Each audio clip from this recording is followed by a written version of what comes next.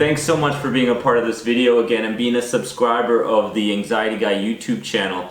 And today we are talking a little bit about these beliefs, these patterns that you continue to run in your head that are causing so much misery in your life. And a lot of these beliefs are unconscious, we don't recognize them, but once in a while our unconscious mind pops its head up and goes, no, you can't do that. You're not good enough, you don't have the skills, you've failed at it before. So today we're taking a deeper look into some of these beliefs that you currently run in your life and that are holding you back from living this fulfilling life. Or there may be an aspect in your life that is not going as well as the other aspects in your life, and we're going to tackle some of the reasons why. So I'm so grateful that you can be a part of this. Now, these beliefs, guys, I had a lot of these beliefs, not only during my health anxiety days, but I'm a human being, I'm imperfect, and from time to time, I as well succumb to the unconscious mind that continued to pops its head up, continues to keep me in a safe place, continues to move towards familiarity, and a lot of times I find that even in my daily life I have to consciously stand guard at the doorway of my mind, and I have to almost take my unconscious mind on a walk, like kind of put it on a leash like a dog and kind of show it that, you know what, I can do these things. You know what, I will, even though you're telling me to do these things and to be aware of the dangers of what I may be doing, these challenges I'm putting myself through, these self-improvement things that I'm trying to do for myself. I understand what you're trying to do, unconscious mind. You're trying to keep me safe. And a lot of times, instead of fighting these feelings, instead of getting upset over them, instead of trying to push them away, these fearful, worrying thoughts, what we must do, guys, is we must teach it.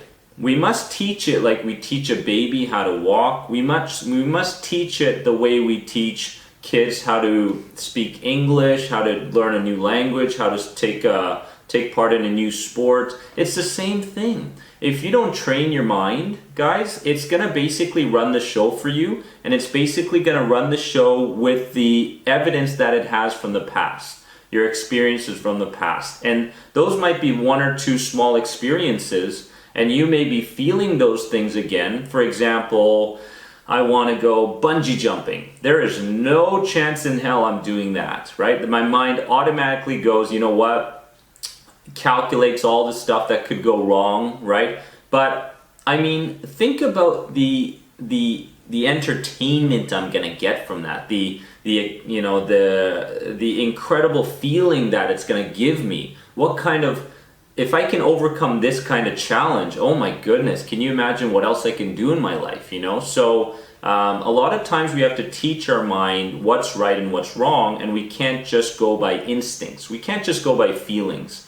And we interpret these feelings a lot of times as being facts. They're not facts, they're just feelings. They're just thoughts. A thought is just a thought. We don't have to act upon that thought. We don't have to believe that thought. And that's why I made this video for you guys today. So the first one out of these beliefs is I must have love and approval from everybody. And what we want to do here, guys, is as we go through these beliefs, we're going to start to reframe these beliefs, right? And we're going to start to, you know, put it into a new context. And so I must have love and approval from everybody. This may be a belief that you go through on a daily basis in your life, and you may not consciously recognize it, but it pops its head up once in a while, and it keeps you from doing things you want to do. It keeps you from partaking in certain events and whatever. But having the love and approval from everybody on a daily basis can truly debilitate you in your life. And what we can do with this is we can start to go, you know what? I recognize that the world is imperfect, right? And human beings are imperfect. I live in an imperfect world. And because I don't have the love and approval from everybody, that's okay. because everybody out there, even though they may not look like it, are fighting their own fights. They're going through their own struggles. Everybody's got a story. Everybody's dealing with something. So if I don't get the love and approval from everybody today, that's okay. As long as I feel like I love myself, I accept myself for the things that I'm doing, I'm continually developing myself, that is good enough in my life. Nothing needs to be good and bad. There is a gray area. Things can be neutral. I can be okay with not having the love and approval of other people. So reframing that thought. The second one is I must avoid unpleasant or undesirable situations. So health anxiety, big time, right? I mean, how many times do we go to the grocery store, and a lot of times with health anxiety we go, well, I've had a panic attack there before, and if I don't get in line, if I don't get in line that is the closest to the exit door, then a lot of times I will overly panic and I'll look like a fool and I'll do this and I'll do that. So what we do is we start to avoid situations, we start to avoid unpleasant, undesirable people, and a lot of times we have to take notice of where those places are. We have to take notice of when we start to feel these things, and we must be a little bit more open-minded. We must go, you know what? I had a tough experience at the grocery store. I had a tough experience with this coworker that I have, but avoiding it is just basically going to keep me from reaching that goal I want for myself. It's going to keep me in a world of fear. It's going to keep me in a world of coping. And a lot of times when we have a certain idea or belief and we act upon that idea or belief, a lot of times it becomes a snowball effect. So the coworker who I'm fearful of, that I had a tough experience with, is going to translate to being at home, and that's going to be my wife, right? So it becomes a chain of events, one thing after another after another. One person, when we start to experience an undesirable situation from one person, a lot of times when we see another person right after that, we tend to believe that that person will also create the same fear and the same anxiety that we currently have, right? So it becomes a chain of events. So instead, what we can do to reframe this is we can go, you know what? I've had unpleasant and undesirable situations. I do believe that I can replace those thoughts that I have about the grocery store or the coworker with something that's more empowering for myself, something that is more evidence-based. And the evidence is that the situation only happened once. That could be the evidence right there. And that in itself will prove to you that there's nothing to fear, right? So there's a reframe if you avoid undesirable situations, people, whatever it may be. The third one is I must think, feel, and act as I always have. And a lot of people have this. You may not, but a lot of people do. And I actually had that as well. I must always be in line with what my identity is, who I think I am. And what starts to happen is we start to become so close-minded, right? We start to think a certain way all the time. We start to feel only 2 or 3 emotions throughout the day. We start to act a certain way, and a lot of this comes down to the judgments of other people, how they're judging you, how they're reading you. And one of the gnats that we talked about in the past videos is that becoming a mind reader, right?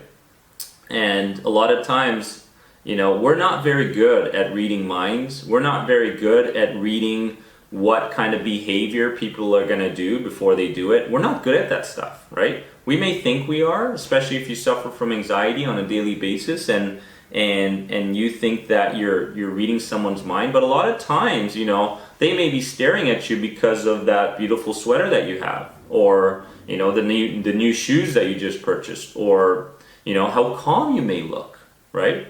So it's important for you to reframe this idea of I must think, feel, and act as I always have with, in order for me to continue to develop myself, in order for me to be continuously giving back to people and feeling a sense of pride and all that, I must open myself up to new feelings.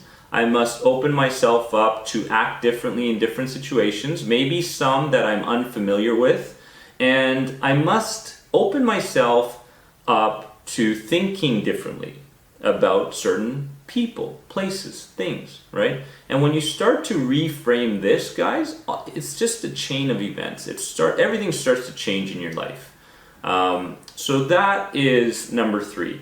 And just really quickly, I got an email from someone going, you know what, Dennis, what do you drink? What is in this? A lot of times, most of you guys know that rooibos tea is my favorite, right? I love rooibos tea. But Robin got me into coffee, and this is day 3 with coffee. I like it, actually. It's really cool. So it's coffee. It's not tea. But I drink both. Number 4 is I must rate myself as either good and worthy or bad and worthless. I must be good and worthy or bad and worthless. There is no middle ground. There's nothing else. And what starts to happen is when we go into the outside world, when we wake up in the morning, a lot of times we judge things as either being 10, great, or being 1, just bad, really bad. And what that does is we start to put judgments upon things, people, places, certain events, and we become so closed off of our potentials, of what these new experiences might give to us in our world, right? So it's really important that you take this belief of rating things as either good or bad, or worthy or worthless, and go, you know what, there is a middle ground. This middle ground is such an optimal, excellent place to be.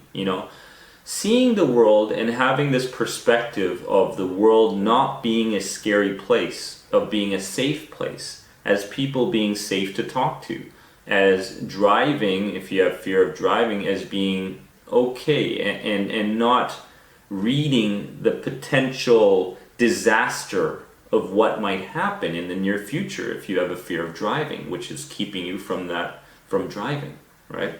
So finding the middle ground, and the reframe for this, guys, is going to be, I will allow myself to be non-judgmental when I experience a bad event. Obviously, we love good events, we love good surprises, we hate the surprises that don't feel good, right? So I will be open to the middle ground is what the reframe will be. It's okay to think of something as being okay and not great or not horrible. Number 5 is I must never feel depressed, anxious, or enraged, right? So how much pressure do you put on yourself on a daily basis if this is one of those beliefs that cause misery? I must not feel depressed. I must not feel anxious, and I must not feel angry and enraged, right? And this was me for a long time, and a lot of our anxieties, guys, comes down to this simple belief, and this belief that it's not okay to feel a certain way. Like, imagine that. Imagine that for a second. You're going through your day, you're having a great day, all of a sudden something happens, and it enrages you, it angers you. Now, how many times in your life has a situation happened, and all of a sudden that situation, after it happened, your entire day after that was angry, and your entire day was filled with this belief of how angry that thing, that person, that event made you, right? In my daily life back in the day, that was huge, because I had great mornings sometimes, and then in the afternoon my boss would criticize me, and I'd be like, oh my goodness, I'm depressed, right? When you have those feelings, guys, remember that your unconscious mind is always trying to do one of two things. It's either trying to keep you happy or it's trying to keep you safe, right? So what it's doing, and these feelings that pop up, are because of these experiences, these values, these beliefs that you have now, right? And as you consciously start to change those things, your whole entire perspective and your perception of certain people, things, and places start to change, right? And it's okay to feel depressed. I'm giving you that approval. It's okay to be anxious, and it's okay to be enraged. It really is, right? And we must allow ourselves to feel these things, and we must allow ourselves to use them to be productive. Now, the reframe for this one is that, let's take anger for instance. I will allow myself to be angry, and I will use that anger to fuel myself towards talking with some more strength. I will use that anger to run faster. I will use that anger to express myself loudly, right? So you can use some of these feelings, guys, in a productive way, and they don't all have to be bad. They can actually be a good thing in a lot of times. So remember that, and you can reframe this, and it's okay to feel these things. Now, number 6 is other people must not criticize me. I must not be criticized ever. I deserve to be always given excellent, positive feedback all the time. And this is something that I went through for a number of years, and I apologize, the fridge just went on, and if you're hearing that. But, you know, we must understand, and the reframe for this is that we live in an imperfect world. People are imperfect, you know, everything is imperfect, and we must accept the idea that people's, and there's a great saying in NLP, and it goes, the map is not the territory. And what that means is that everybody's perception is different. Everybody views, we could look at the same event, me and you, and we could have two totally different judgments on what that event means to us, right? And because of that perspective, we may feel completely different, right? So what you think might be good, right? You've done something really good. To another person, it might be disturbing. It might be offensive. It might be whatever. So the reframe, guys, is going to be that I am okay with criticism because we live in an imperfect world, and I accept that everybody else is going through their own struggles, and life isn't only about me. It's not about my needs, it's not about my wants, it's about we. It's about us as a society, and when we start to think like this, things start to change. The 7th one is, if I do something good, I should be rewarded. Again, quite similar, right? If I do something good, I should be rewarded. So we do something at work, and man, we feel so good about it. And then we go to our boss and go, hey boss, look at how well I achieved this. I got the job done. And your boss goes, good job. And you go, what, are you kidding? I spent hours on this thing. I was working on it all night, right? It took everything out of me to really do well in this duty that I had. And a lot of times that can really backfire, and a lot of times we start to feel depressed, we start to feel sad, and what we start to do is we start to beat ourselves up and go, you know what, I shouldn't put this much effort into things anymore because I'm not getting the approval of other people, right? I'm not getting the reward that I'm looking for, right? And if this is a part of your life, understand that it's a common belief. It really is. And the reframe for this, guys, is that you are your own reward system. Your mind, your thoughts. By you rewarding yourself for a job well done, or a challenge that you met, or a small win that you had on a daily basis, you, by rewarding yourself, is good enough. You do not need the approval of other people. By searching for the approval of other people, by searching for the rewards that you're looking for from other people, you constantly live in this state of reaction. It's like, it's not even about me anymore. You know, I feel good when I feel something from someone else. I will allow myself to feel good when I've been rewarded from my boss or my fiance or my child, whatever it may be, right? And self-love is the greatest reward that you can possibly give yourself, guys. And when you do that, nothing else matters. And when you do that, you're going to find a chain of events, the snowball effect, and you are gonna start to get rewarded from other people, right? Instead of looking for it, it will happen naturally. It's just the law of attraction. It's just the way it is, right? Now, let's get into number 8 now. If I do something wrong, I should punish myself for it.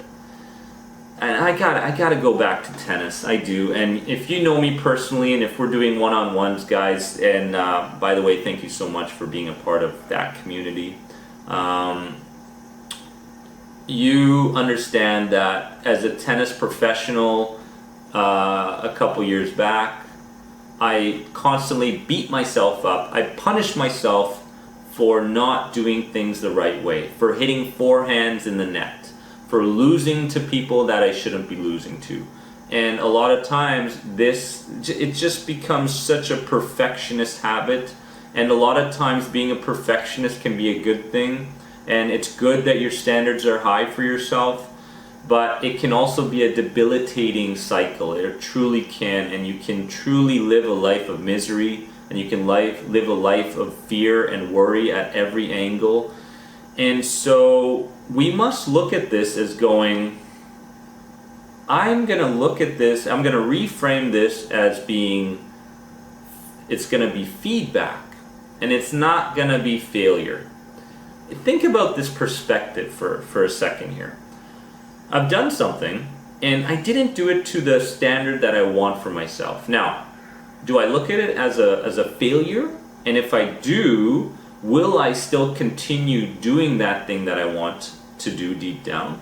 Or if I look at it as feedback, and if I go, you know what, I could have tweaked it this way, I could have done something differently, I could have focused more on the process, what went wrong in the process instead of the outcome, watch how things start to change. It's just magical, it's incredible, it really is. And thinking of things as being feedback rather than failure will turn your entire world around. And to punish yourself for something that you've done wrong is thinking that you're a failure. You're not a failure, you're not broken, you're just doing things in line with the true path that you don't want to go in your life. You consistently do things on a daily basis, you think a certain way, you act a certain way, you continue to be in an environment that doesn't help where you want to go truly in your life. And when we start to recognize these things, everything starts to change. But change can only start, guys, if you truly want change to happen and if you're truly ready for change to happen. And what I mean by that is people that are ready to commit. They're ready to commit, they're ready to understand why things are not working in their lives, and they're ready to take action. They truly, truly are. And I know that the Anxiety Guy community is ready, and that's why you are here. Number 9 is something must come easy, or forget it. Something must be easily done, or I will not do it.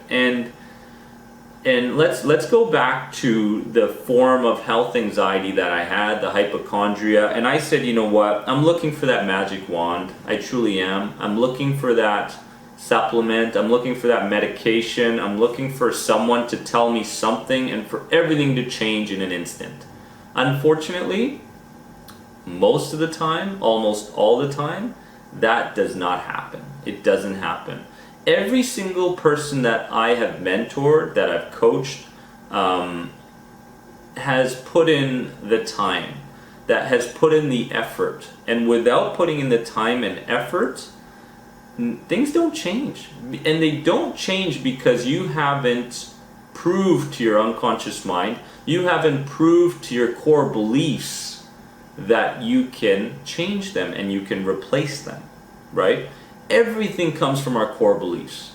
Our core beliefs start between the ages of 0 and 5.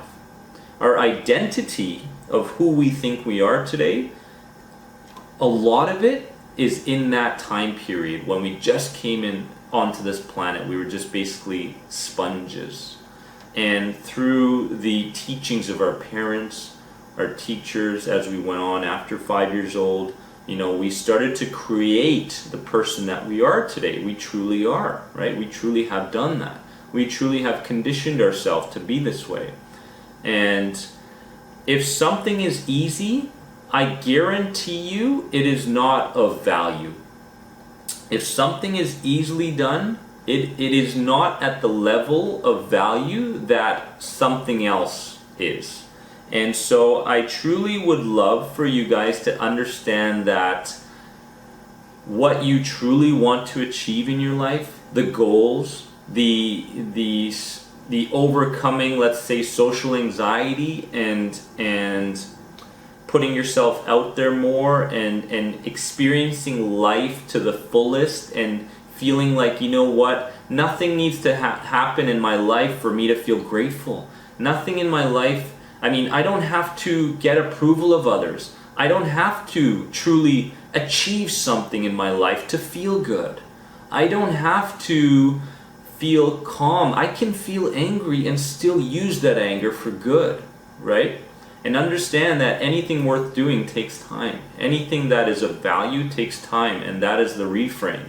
That is the reframe. The 10th and the last one is that I've tried, I've failed, and therefore I'm a failure.